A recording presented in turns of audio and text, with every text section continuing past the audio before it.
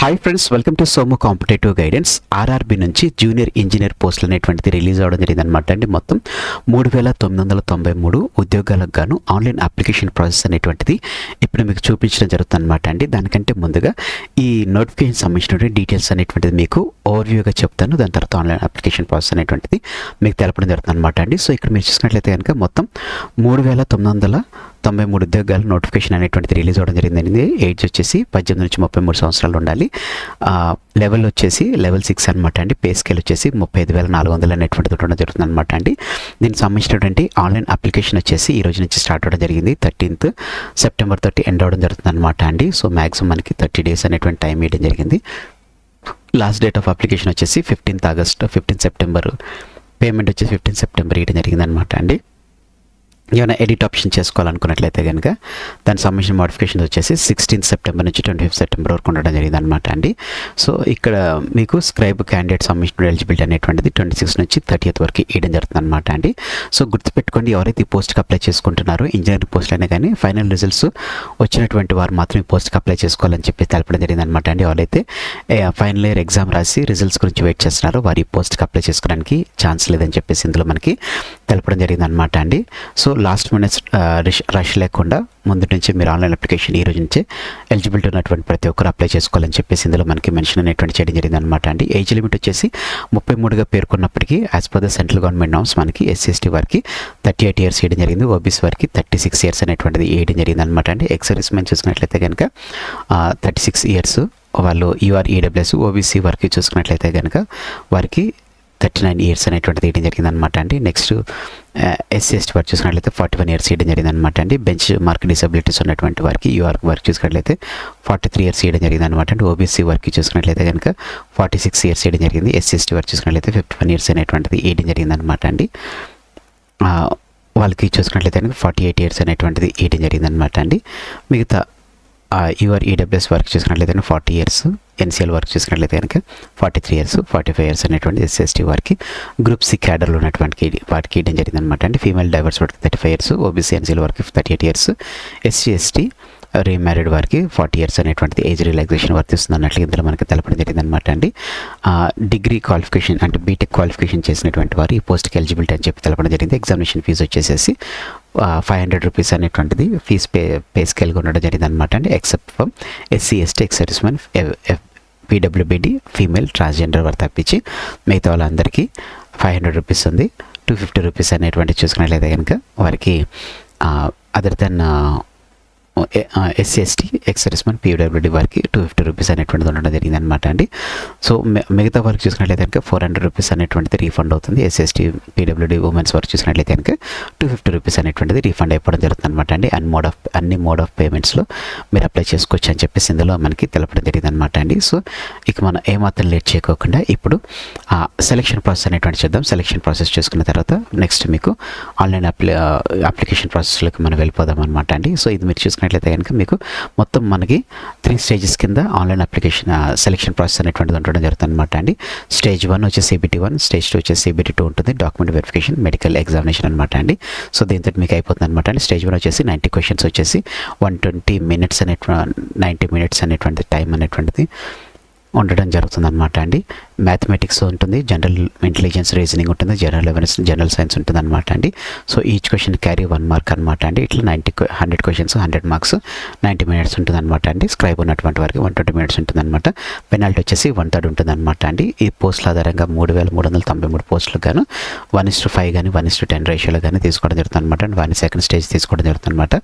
Second స్టేజ్లో కూడా చూసుకున్నట్లయితే కనుక మీకు సేమ్ 150 questions 150 marks ఉంటుంది అనమాట. 120 minutes అనేటువంటి డ్యూరేషన్ ఉంటుంది. General awareness, physics and chemistry, basics computers and applications, basic environmental and pollution, technical abilities అనేటువంటి దాంతో ఇట్లా మీకు మొత్తం 150 questions అనేటువంటిది ఉంటుంది. 1/3 అనేటువంటిది నెగిటివ్ మార్కింగ్ అనేటువంటిది ఉంటుంది అన్నట్లు ఇందులో మనకి మెన్షన్ అనేటువంటి చేయడం జరిగింది అనమాట అండి. సో ఇప్పుడు మనం ఆన్లైన్ అప్లికేషన్లోకి మనం వెళ్ళిపోదాం అనమాట అండి. సో మీకు ఇక్కడ నోటిఫికేషన్ అనేటువంటిది ఉంటుంది. లింక్ అనేటువంటిది నేను మీకు కింద ప్రొవైడ్ చేస్తాను.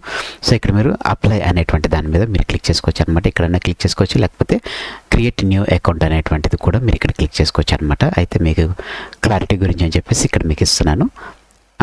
అప్లికేషన్ క్లోజింగ్ డేట్ ఇక్కడ మీరు చూడండి, జూనియర్ ఇంజనీర్ డిపార్ట్మెంట్ అప్లై అని కొడితే మీకు ఇట్లా ఓపెన్ అవుతుంది అనమాట. Login with Aadhaar, login with RRB account credential. మీరు ప్రీవియస్ దేనికన్నా ఆర్ఆర్బీ జాబ్స్కి మీరు అప్లై చేసుకున్నట్లయితే కనుక అది ఇక్కడ మీరు వాడుకోవచ్చు అనమాట అండి. మీరు ఫస్ట్ టైం అప్లై చేస్తున్న వారైతే కనుక don't have an account, create an account అనేటువంటి దాన్ని మీరు క్లిక్ చేస్తే మీకు ఇట్లా సూచన అనేటువంటిది వస్తుంది అనమాట అండి. ఆల్రెడీ క్రియేట్ చేసిన వారైతే కనుక దీన్ని మరి యూజ్ చేసిన అవసరం లేదని చెప్పేసి ఇందులో మనకు మెన్షన్ చేయడం జరుగుతుంది. ఇప్పుడు మీరు ఇక్కడ చూసుకున్నట్లయితే కనుక కంట్రీ వచ్చేసి నేషనాలిటీ మీది ఇండియా అయితే ఇండియా కాబట్టి ఇండియా అని పెట్టాలన్నమాట.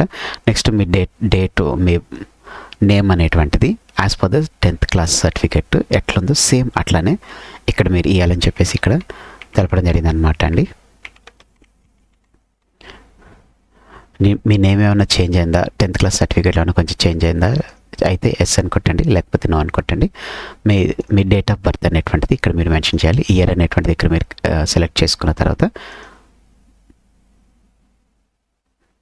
మీరు ఇట్లా వచ్చేసి మంత్, డేట్ మీరు సెలెక్ట్ చేసుకుంటే సేమ్ ఇక్కడ కూడా సేమ్ ఇదే టైప్ చేయమని చెప్పేసి వస్తుంది అనమాట అండి. మీరు ఇక్కడ సెలెక్ట్ చేసుకున్న తర్వాత మీ జెండర్ మేల్ అయితే మేల్, ఫీమేల్ అయితే ఫీమేల్, ట్రాన్స్జెండర్ అయితే ట్రాన్స్జెండర్ ఏదైతే దాన్ని ఇక్కడ మీరు క్లిక్ చేయండి. చూడండి మీరు కరెక్ట్ టైప్ చేస్తే అంతా టిక్ మార్క్స్, రీటైప్ దగ్గర రైట్ వస్తుంది, లేకపోతే చేంజ్ అవుతుంది అనమాట అండి. ఆ చేంజ్ అయ్యేది కూడా మీకు ఇప్పుడు చూపిస్తాను.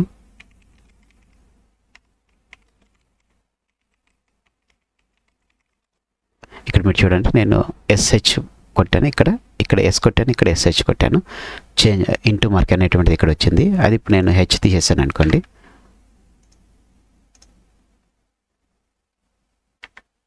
ఇప్పుడు చూడండి రైట్ మార్క్ కరెక్ట్ వచ్చింది. మీ ఈవెన్ స్పేస్ వచ్చినా కానీ ఇక్కడ మీకు రాంగ్ అనేటువంటి కన్సిడర్ చేస్తుంది అనమాట. అట్లా మీరు గుర్తుపెట్టుకోండి.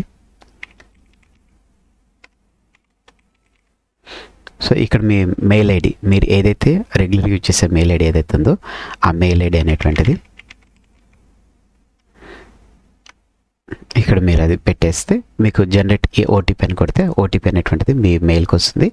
ఆ ఓటీపీ అనేటువంటిది ఇక్కడ మీరు ఎంటర్ చేయాలి. నెక్స్ట్ ఇక్కడ మీ మొబైల్ నెంబర్ అనమాట. మొబైల్ నెంబర్ ఎంటర్ చేసేసి దానికి జనరేట్ ఓటీపీ అని కొడితే ఓటీపీ అనేటువంటిది మీకు వస్తుంది అనమాట అండి. వెరిఫికేషన్తో డిజి లాకర్ అనమాట.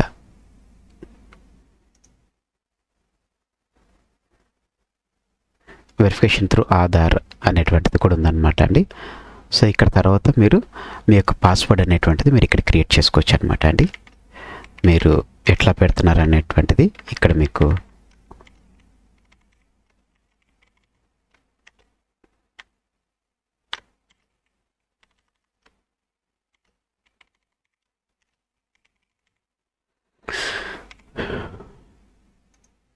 సో సేమ్ పాస్వర్డ్ అనేటువంటిది ఇక్కడ మీరు ఎంటర్ చేస్తే కరెక్ట్ అని వస్తుంది అనమాట. ఐఎమ్ నాట్ ఎ రోబోట్ అనేటువంటిది మీరు క్లిక్ చేయాలండి.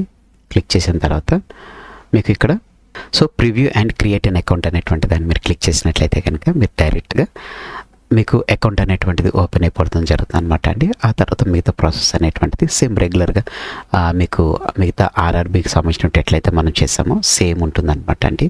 దానికి మించి ఏం చేంజెస్ అనేటువంటిది ఏమి ఉండదు అనమాట అండి. సో ఈ రకంగా మీరు ఆర్ఆర్బీకి సంబంధించినటువంటి ఏవైతే మీరు జేఈకి సంబంధించినటువంటి 3993 ఉద్యోగాలు ఉన్నాయో వాటికి సంబంధించిన ఆన్లైన్ అప్లికేషన్ అనేటువంటి చేసుకోవచ్చండి.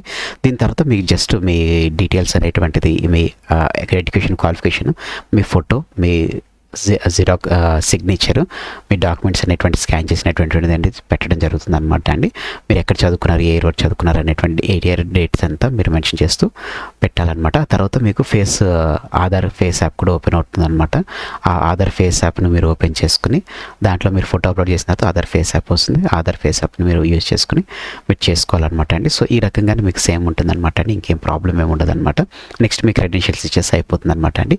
సో ఫ్రెండ్స్ ఇదనమాట అండి ఆర్ఆర్బీ జేఈ నుంచి వచ్చినటువంటి నోటిఫికేషన్ సంబంధించిన అప్డేట్తో కూడినటువంటి video. Thanks for watching the video. మరిన్ని వివరాల కొరకు మన సోము కాంపిటేటివ్ గైడెన్స్ అనేటువంటి యూట్యూబ్ ఛానల్ సబ్స్క్రైబ్ చేసుకోవడం మర్చిపోకండి. అలాగే అప్లికేషన్ లింక్ అనేటువంటిది నేను కింద డిస్క్రిప్షన్ బాక్స్లో ఫస్ట్ పిన్ కామెంట్లో మీకు పొందుపరచడం జరుగుతుంది అనమాట అండి. Thanks for watching the video. Have a nice day. All the best for exams. Bye.